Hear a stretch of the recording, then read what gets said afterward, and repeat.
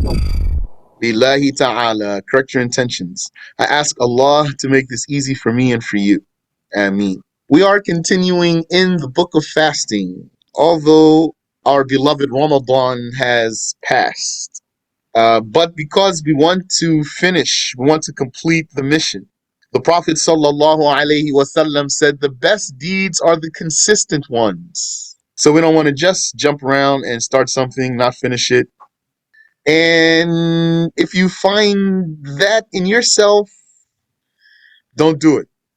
Rather, if you start something, finish it. And if you make a decision, stick to it. That's general advice there, general advice. Because the meaning of that advice is don't be indecisive. Don't be, should I not? I was just about to, but, and then you never know what to do. So think well, plan, make a decision, one that inshallah has good outcome, and then you stick to your plan. Lest you see a reason to change your mind. All right. So we've reached the talk about a daytime that accepts fasting. We're taking the saying that a daytime itself is an integral of the fast. We saw the ayah. وَكُلُوا وَاشْرَبُوا حَتَّى يَتَبَيَّنَ لَكُمُ الْخَيْطُ الْأَبْيَضُ مِنَ الْخَيْطِ الْأَسْوَدِ مِنَ الْفَجْرِ ثُمَّ أَتِمُّوا الصِّيَامَ إِلَى اللَّيْلِ. Eat and drink until the dawn appears. Here, حتى يتبين لكم الخيط الأبيض من الخيط الأسود من الفجر. That really means much more than until the dawn appears. But here is not the place to go into it. So this is the meaning. Eat and drink until the dawn appears, then complete the fast until the night. So the nighttime is completely excluded from both ends of the daytime here in the ayah.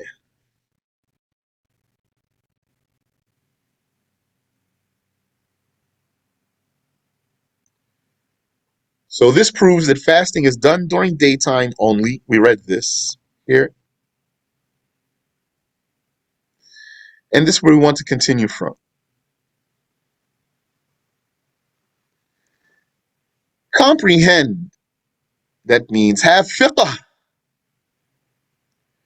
that some daytimes must be fasted, that means obligatory. And some should be fasted, means sunnah.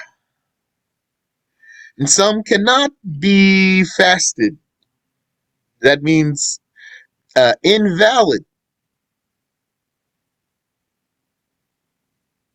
But that's invalid. If someone, there's one case I want to ask about. Now, actually, I won't pose what it is, or let me review. We're going to see. When you cannot fast and when you can't fast is invalid. Maybe the answer actually is here in the book of my question in mind. So some daytimes cannot be fasted. And others, maybe you can fast on some days that are not necessarily an assigned sunnah. That's what's meant by should be here. Should be like something sanctioned, should be. There might be days you fast without some particular religious sanctioning concerning that, other than the permissibility of doing it.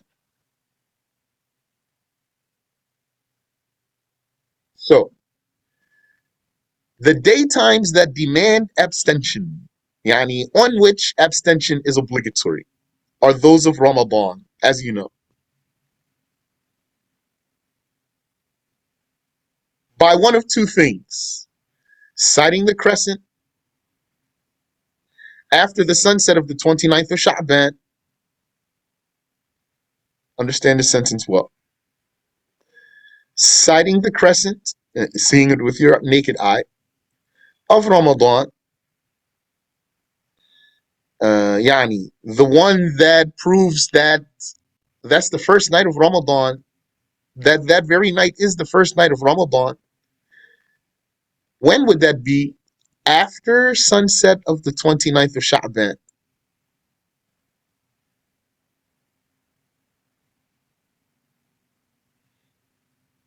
Maybe you might sometimes think about this and something jumbles in your mind and you feel confused sometimes.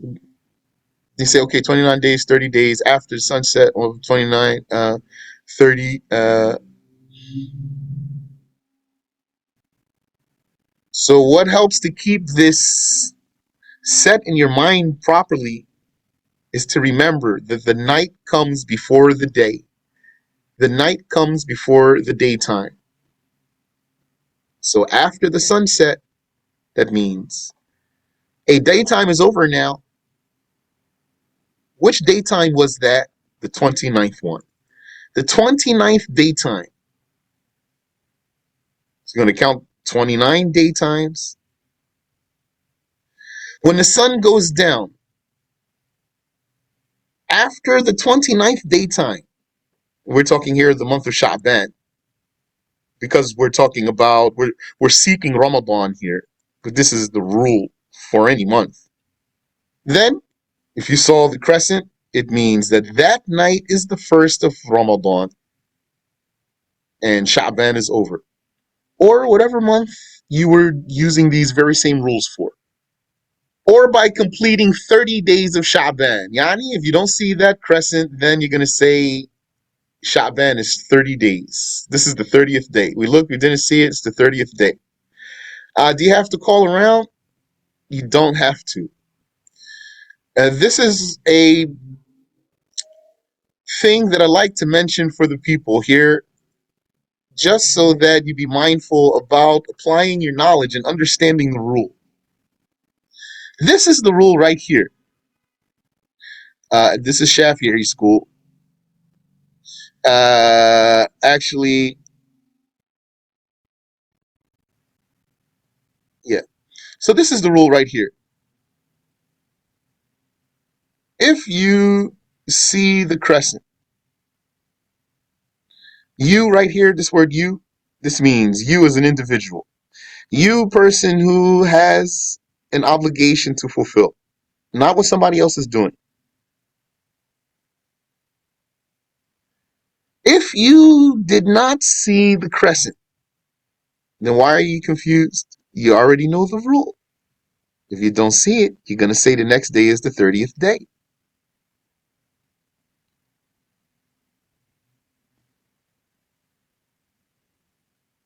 So do you have to call around and see which country? Saudi, what? Indonesia, who? So according to the rule, you don't have to do any of that. Just for example, as a person who wants to fulfill your own obligation, you say, okay, I'm going to look for the crescent tonight.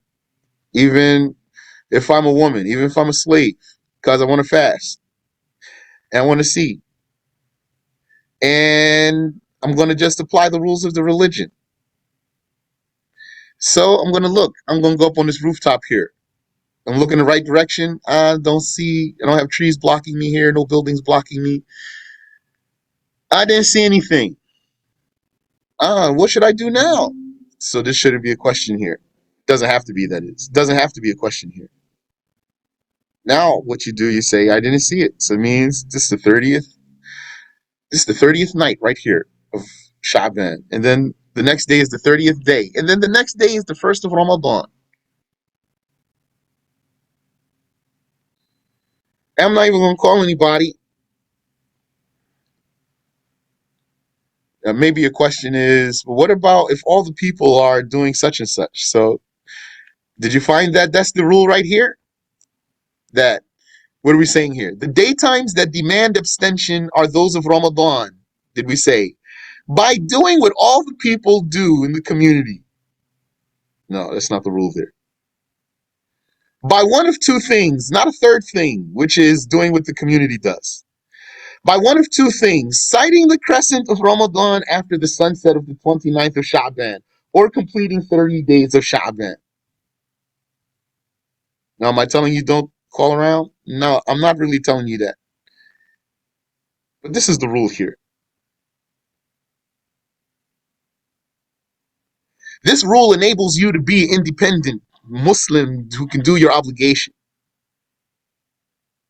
So what if all the people started fasting the next day and you said, it wasn't confirmed for me though. I looked myself, it didn't reach me from anyone that I'm going to take his word for it. So then you follow the rule. You're safe here.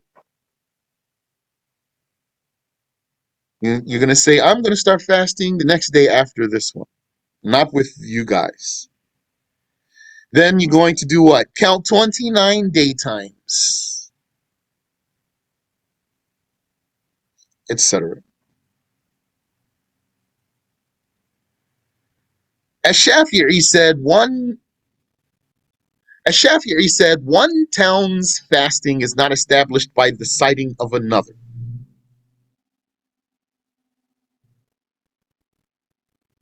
Unless they share the same sunrise. Unless they share the same sunrise, that basically means towns that are north and south of each other. Towns that are north and south from each other. Sun rises in the east. It's coming from the east. It's coming towards you from the east. Then it's going to pass over you and go past by you towards the west. So how are you going to have the same sunrise? By being north and south of each other. So that's the limit in the Shafi'i school there. This means you can't start fasting from anyone's sighting in the whole wide world. What Abu Hanifa is saying is that you can start fasting from anyone, any valid one saying in the whole wide world. Abu Hanifa said that a town that knew of another sighting may fast without seeing the crescent. The prisoner makes ijtihad and fast by his overwhelming speculation that the month came in. So this Muslim prisoner, he lost track of time. Ramadan, is it in yet? Not sure. I'm not going to fast yet then. After some time, Ramadan is in yet? I've been here for a long time. Not sure. I'm not going to fast yet. So then he fasts by his overwhelming speculation that the month did come in. Then he's going to be obligated to fast. Means at some point he's going to say, it must have come in by now. Let me start fasting. Or it's not condition he cannot see the days and nights, but he just lost track of time. He doesn't know what time it is. I mean, he doesn't know the date. He doesn't know the date. Okay. Is there any question here? These daytimes that demand abstention. Some specific daytimes should have abstention. I think I missed a lot of footnotes, but we didn't even read all this the first time. So let me just read this first. Some specific daytimes should have abstention. Yani sanctioned for you. Those determined dates are sanctioned for you. The white days, that's a translation, of course. Ayyamul Bid, the days of the white ones. That means the days of the full moon. That's what it really means. That's an idafa, by the way. The days of the days of the white ones. The days of the white ones. What's the white ones? Those are the full moons. The days of the full moons. What the people say, the white days. The 13th, 14th, and 15th of every lunar month. Okay. The day of Arafah, which is the 9th of Dhul Hijjah.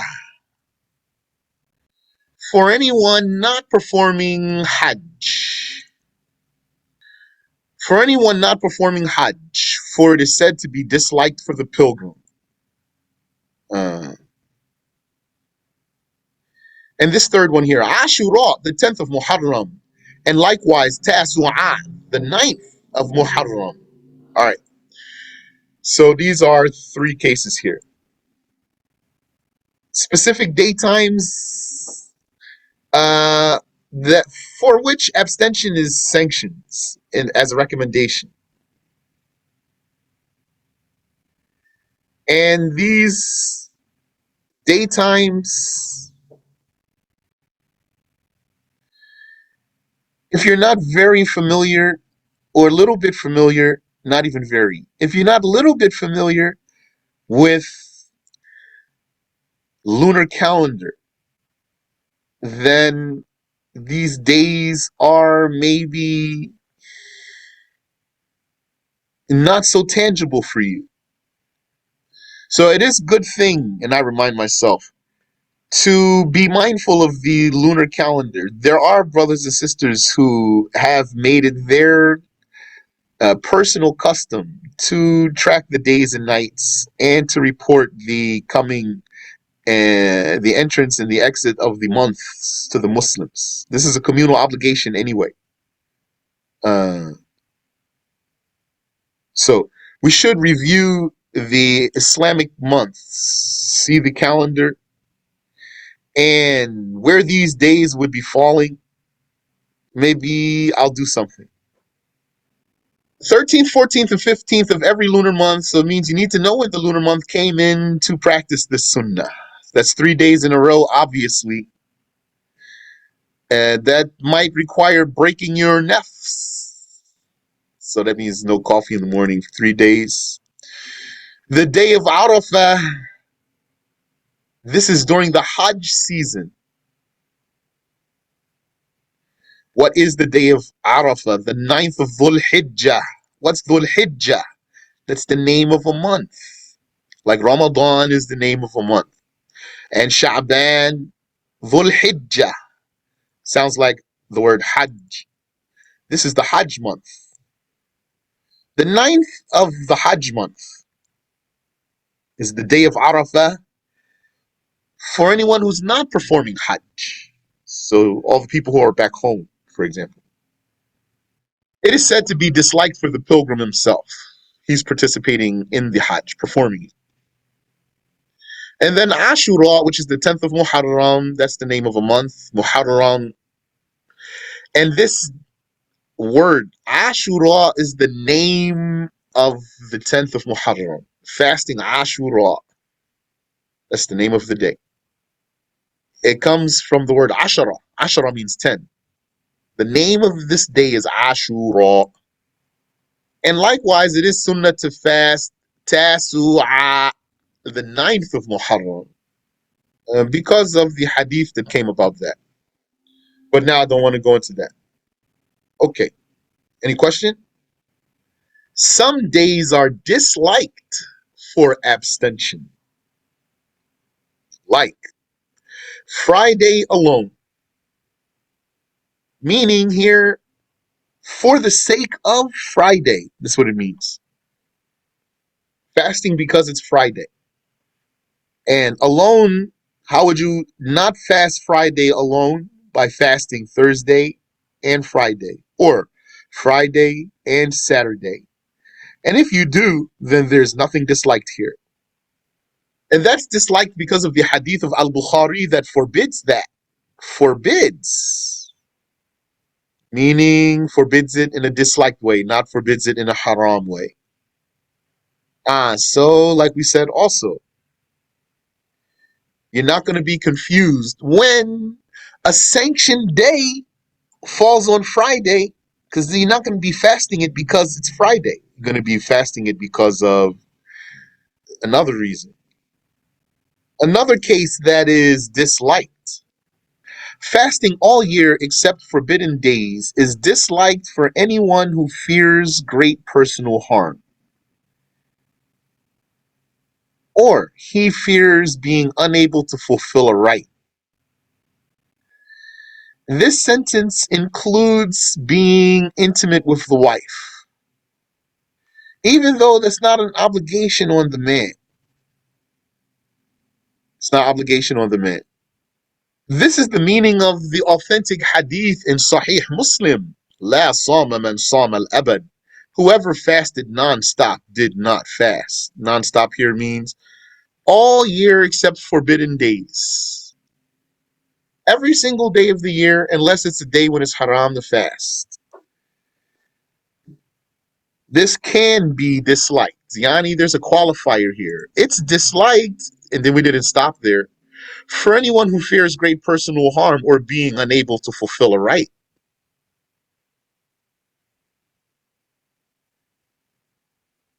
So what if that qualifier is not there?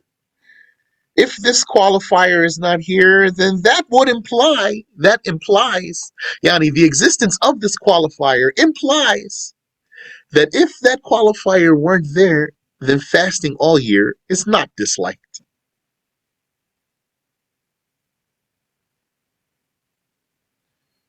Uh, am I going to confirm that implication though? Let's continue first, see if it will come. Some daytimes cannot be fasted. 5 days are forbidden and absolutely invalid.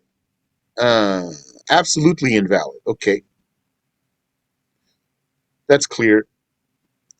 The 2 days of Eid by consensus, and the 3 days of Tashriq. So the way that's worded insinuates that some scholars said you can fast on the 3 days of Tashriq.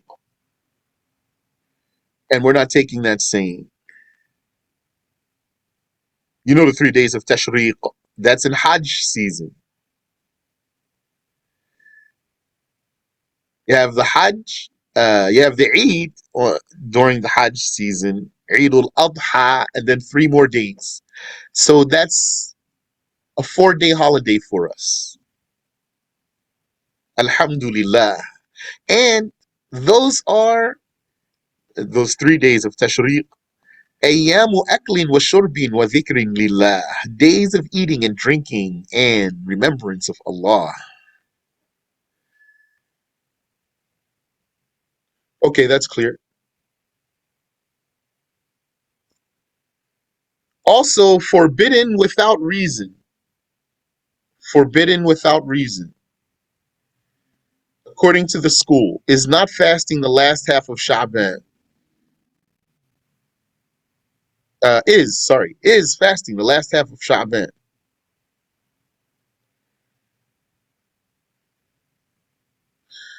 Forbidden without reason, according to the school, is fasting the last half of Sha'ban, which starts the 16th. So don't be confused. When is it? 15th or 16th? Not the 15th. 15th is not included. It's a review for me. But there's not an explicit statement here that if one were to do so, that it's not valid. That's where my question was earlier. We'll ask insha'Allah ta'ala. So forbidden without reason, according to the school, is fasting the last half of Sha'ban, which starts on the 16th. So to have the strength to fast Ramadan, it means don't start fasting in the last half of Sha'ban so that you would be burnt out by the time Ramadan comes in. This is the case if one did not connect it to at least one day before, which is the 15th, not the 14th. Yes. Now we won't forget, inshallah. Not the 14th. 14th too soon. So if you started fasting the 15th, then you can keep going from the 16th on. And without having the excuse of it falling in compliance with habitual practice, let's say a habitual practice, or the fulfillment of a vow, or expiation, or a makeup. Yani? So the last half of Sha'ban, you want to reserve your strength if you haven't started fasting from the 15th. So you'll be ready for Ramadan. If you did start fasting from the 15th, you can keep going. Or if you had a habitual practice, you can keep going, whatever that habitual practice was. Or if you had a vow to fulfill, then you can do it during this time. Or an expiation to fulfill, then you can fulfill it in this time. Or a makeup, then you can fulfill it in this time. Inshallah, that's clear. This rule includes the day of doubt. Right? Yes, The habitual is the one, those who are fasting Tuesday and Thursday throughout the year. For them, they shouldn't, it's not required for them to fast the 15th of Shaban in that's order right. to continue. Correct. Yeah, you don't have to fast the 15th of Sha'ban to continue your habitual practice. So, one case is a person fasted the 15th of Sha'ban, then he's allowed to keep going to the end of the month until Ramadan comes in. Another case, a person has a habitual practice, he's allowed to keep going, yani to keep doing whatever he always does do. That has nothing to do with 15th here. Or he has a vow to fulfill, then he can fulfill it during this time, or an expiation, or a makeup. Barakallahu fikum. And this rule includes the day of doubt because it eliminates the intention of precautionary fasting for Ramadan. Yes. Yani precautionary fasting for Ramadan is invalid. That's a case in itself. And that case, anyway, falls in line with the prohibition of fasting the last half of Sha'ban. That 30th day, yani, that day of doubt, you can't fast it because it's part of the last half of Sha'ban anyway. But the reason why there's a question here is because person is saying, is it the first of Ramadan though? And you shouldn't find yourself here. I mean, you shouldn't find yourself confused. The rule is clear. We covered it in the beginning of the lesson. But there is a such thing as the day of doubt. Some people are going to be confused. So you're not allowed to fast just in case. Rather, since you are confused, then stop being confused because you can't fast this day. So khalas, don't be confused. The day of doubt is the 30th of Sha'ban. This is its definition in italics. The 30th of Sha'ban, in which there was rumor that the crescent has been spotted. No one known and upright testified to the judge about seeing it, despite the sky being clear. That's its definition there. So that day of doubt, anyway, is part of the last half of Sha'ban. And otherwise, besides all these cases we just mentioned, it is recommended to do plenty of optional fasting. Days when you may fast. Except the woman whose husband is in town. She only fasts with his permission. You know about that case. The best optional fasting is Somu Dawood, Prophet David's fasting habit of every other day. Why that's not included up here? Some specific daytimes, because not specific daytimes. Every other day, yani, start one day and then do it every other day. It's a very nice fast. Yani, if Allah enables you, go for a while. Maybe you can get in 2 weeks, for example. It's nice. Maybe you can keep it for a long time. Another is fasting any 6 days of Shawwal. That's the month we're in now.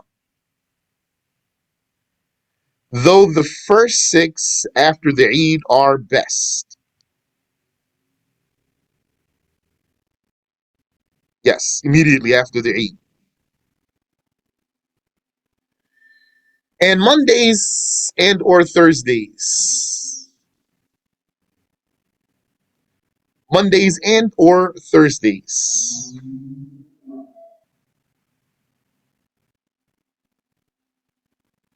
Should that be up here? Some specific daytimes should have abstention. White days, day of Arafah, Ashura, Mondays and or Thursdays. I think it goes here. Has name Monday and Thursday. Specific daytimes. Fasting all year is recommended for anyone who does not fear harm or not fulfilling a right. So there we confirm the implication, because God's honest Prophet sallallahu alaihi wasallam said, "Man sama dahra buyiqat alayhi jahannamu hakadha." Whoever fasted all year, or whoever fasted non-stop, then hell will be tight on him like, excuse me, then hell will be tight on him like so. And then he made a finger gesture that means the number 90. Yani, it's like he made a small hole with his fingers. That means he won't go to hell. Prematurely breaking an optional fast is permitted. Yani, interrupting. Prematurely interrupting an optional fast is permitted, not haram. Also, optional prayer, not haram, but disliked, to just cut it. Because the honest Prophet of God sallallahu alaihi wasallam said, "As-sa'imu al-mutatawwi'u amiru nafsihi in sha'a sam wa in sha'a aftar." The voluntary sa'im is a fasting person, is in charge of himself. If he wanted, he could continue to fast, and if he wanted, he could break. Completing the voluntary fast is recommended, though. Uh, I think that's enough information for today. Inshallah, we can take a look at these footnotes next time. Do you have any question? It says, if you are fasting an optional fast and a guest in someone's house and they serve food, is it better for one to break their fast?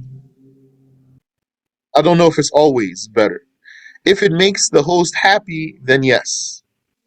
And if it makes the host happy for you to eat, like, even if he knew you were that you broke your fast and ate, he'll be happy. Then it is better for you to break your fast and eat. سبحانك اللهم وبحمدك أشهد أن لا إله إلا أنت أستغفرك وأتوب إليك.